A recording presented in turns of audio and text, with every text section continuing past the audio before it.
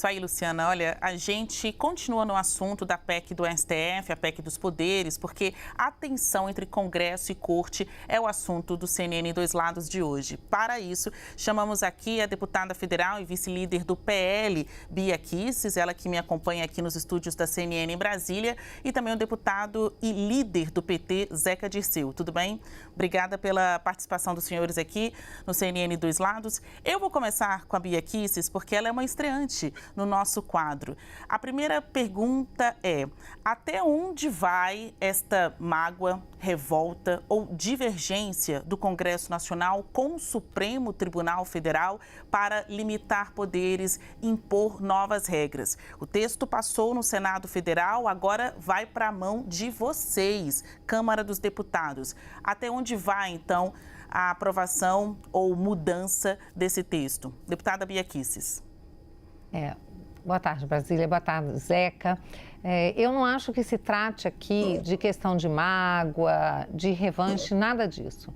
Eu acho que, como já disse o presidente Pacheco, é uma questão da gente fazer cumprir uma previsão constitucional. Está lá no artigo 97 da Constituição, somente por maioria absoluta das cortes constitucionais é que uma lei aprovada pode ser declarada inconstitucional. Se um juiz declarar uma lei inconstitucional, tem que sobrestar o processo, ir para a corte do tribunal e lá ser votado.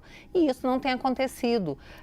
O Supremo Tribunal Federal tem votado, né, de forma monocrática, né, com a pena de um ministro, liminares que tem julgado, tratado como inconstitucional leis votadas por 513 deputados, 81 senadores e sancionadas pelo presidente da República. Então é preciso trazer de volta esse equilíbrio e é isso que essa PEC se propõe a fazer. Deputados, é notório, sabido, aí a gente está agora na tela da CNN Brasil com um parlamentar governista e com uma parlamentar de oposição.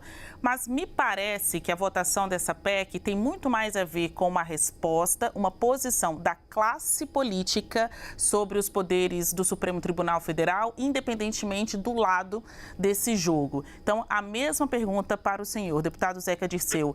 Até onde vai essa reação do Congresso, que alguns entendem como mágoa, revolta, divergência, ali no maior ou menor grau contra os ministros e suas prerrogativas? Qual a sua avaliação? Boa tarde, Basília. Boa tarde, Bia. Boa tarde a quem nos assiste. Da minha parte, da parte da nossa bancada, eu posso garantir, não há nenhum tipo de mágoa, nenhum tipo de ressentimento. Eu tenho muita clareza que a harmonia entre os poderes ela é importante para o Brasil continuar crescendo, essa retomada do emprego, o desenvolvimento do país, a união e a reconstrução nacional que o presidente Lula está fazendo. A pergunta que eu tenho feito, Basília, é a quem interessa uma crise entre os poderes? Ao trabalhador, à trabalhadora não interessa, ao empresário, ao agricultor, a quem está produzindo, a quem quer que o país dê certo, não interessa essa crise. Então, eu não vou nem discutir muito o mérito, sabe, desse tema. Eu discuto o momento e a forma como foi feito. Então, não podemos analisar uma decisão política como essa, né, legislativa, de forma isolada. Nós sabemos o que aconteceu no dia 8 de janeiro.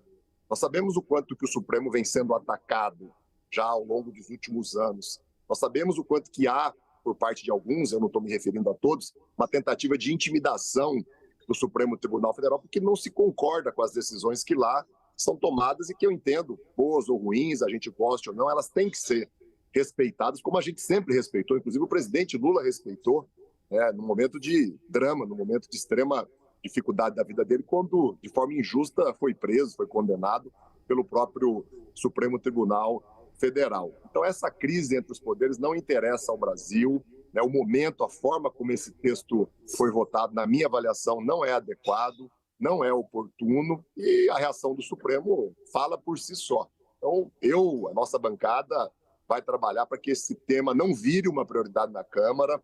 Para mim, esse tema pode ficar lá na gaveta parado. Nós vamos defender isso no Colégio de Líderes, defender isso junto ao presidente Arthur Lira, porque ele é inoportuno. Pelo momento, o Brasil tem outras prioridades. Nós temos que acabar com a fome, gerar emprego, retomar os investimentos, como o presidente Lula está fazendo. Não é prioridade, então, para a bancada do PT? Compreendo que, se a votação acontecer, o senhor vai orientar pelo não?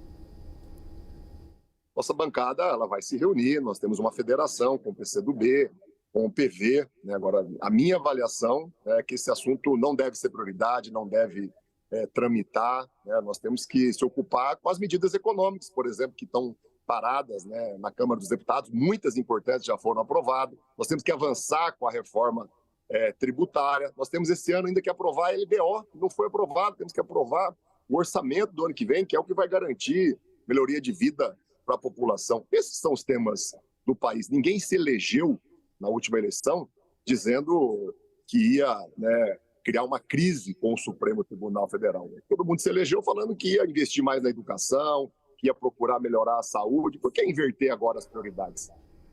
A gente está aqui com representantes de algumas das maiores bancadas da Câmara dos Deputados. Bia Kicis, se o PT diz não é prioridade para a gente, o PL vai orientar sua bancada em que sentido? Para nós, é prioridade absoluta, porque nós não estamos falando de pouca coisa que não. Nós estamos falando de reequilibrar as forças entre os três poderes. Acho engraçado falar, não pode ter crise. Que história é essa de não pode ter crise? A crise já está posta há muito tempo, quando você tem um poder judiciário que vem avançando nas competências e atribuições constitucionais do parlamento. Vamos lembrar que antes dessa PEC, o presidente Rodrigo Pacheco, ele também tomou uma atitude quando o Supremo começou a avançar, seja na pauta do aborto, seja na pauta da liberação das drogas. E o presidente Rodrigo Pacheco falou, não, quem tem que tratar desse assunto é o Congresso. E houve realmente uma movimentação muito grande e nós recebemos com alívio essa atitude do presidente Rodrigo Pacheco, porque o parlamento tem tido as suas funções usurpadas há muito tempo pelo Supremo Tribunal Federal, infelizmente. E olha, nós temos todo respeito pelo judiciário, eu tenho uma formação jurídica, fui assessora no Supremo, sei da importância da corte, mas sei da importância do parlamento. E o povo na rua tem se perguntado, para que parlamento se 11 homens decidem tudo e o parlamento não faz a sua parte? Então, nós queremos resgatar a autoridade do parlamento e que o Supremo cumpra com a sua atribuição constitucional, que já é tão honrosa de interpretar e guardar a Constituição. Agora, deixa que quem faz lei é o parlamento. Olha, em 30 segundos eu vou pedir a consideração final dos senhores. A gente tem aí uma proposta que trata das decisões individuais, monocráticas, justamente para evitar que um Supremo Tribunal Federal vire 11, né? Que cada ministro possa, numa canetada, decidir sozinho sobre assuntos importantes. E o que mais pode acontecer após essa discussão? Porque tem deputado ali no Congresso que pede, por exemplo, limitação do mandato de ministro do STF. Deputado Zeca Dirceu, seus 30 segundos finais, o que o senhor acha que ainda dá para avançar nessa discussão? Para por aqui ou tem outras propostas que devem ser discutidas? O nosso esforço vai ser para que esse tema não tramite como prioridade.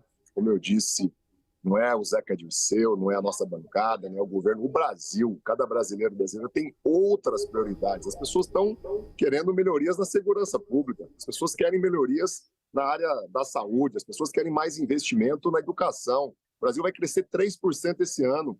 Nós já geramos 1.600.000 empregos com carteira assinada. São essas coisas que tocam a vida das pessoas. A volta do Minha Casa Minha Vida, a volta do Mais Médico. Então, a nossa bancada, e nós vamos levar isso ao colégio de líderes, com todo respeito, é claro, a quem tem uma visão diferente. Vamos dialogar muito com o presidente Lira, né, para que as prioridades de hoje até dia 31 de dezembro sejam outras, e não essa PEC que, como eu disse, vem em momento inoportuno e vem dentro de um contexto dos últimos meses, dos últimos anos, de ataque aos poderes e de uma busca incessante por crise institucional. O governo anterior vivia disso, de crise, de polêmica, de mentira, de ameaças. Esse não é o momento que o Brasil quer reviver, tanto é que foi derrotado nas urnas. E aqui, faltam poucas semanas para acabar o ano legislativo, né? Antes das férias dos senhores, a pauta está bem sobrecarregada, tem muito assunto para decidir. Sobre esta PEC dos poderes, ela abre portas para uma reforma do judiciário ou a senhora acha que acabou por aí, ouvindo o líder do PT, dificilmente vocês vão conseguir emplacar em 2023? Qual a sua avaliação? 30 segundos. Nós precisamos aprovar essa PEC e esse é só um primeiro passo. Nós temos, quem sabe, colocar mandato para ministro Supremo. Nós temos que acabar com um foro privilegiado. Não é possível porque você cria uma situação em que você atrapalha o sistema de freios e contrapesos quando você tem senadores, deputados que são julgados pelo Supremo criminalmente e o Supremo, ao mesmo tempo, fiscalizado pelo Senado. Então, você inviabiliza o sistema de fiscalização, freios e contrapesos. E nós estamos numa crise muito grande, sim, não é por causa dessa PEC. Nós temos uma pessoa, um morto, um perseguido político que foi morto, um preso político morto. E eu quero saudar aqui o Clezão e sua família e dizer que o parlamento não pode se omitir. Nós vamos trabalhar para que os poderes estejam cada um dentro da sua atribuição constitucional e a volta do devido processo legal, que tem sido tão mitigado, tão pisoteado no nosso país. Certo. Deputados, obrigada, viu, pela disponibilidade em trazer o ponto de vista, cada um de vocês, cada lado dessa discussão. A gente conversou hoje aqui na CNN com Bia Kicis, vice-líder do PL, e Zeca Dirceu, líder do PT na Câmara dos Deputados. Obrigada. Ponto final no nosso CNN Dois Lados. Um abraço.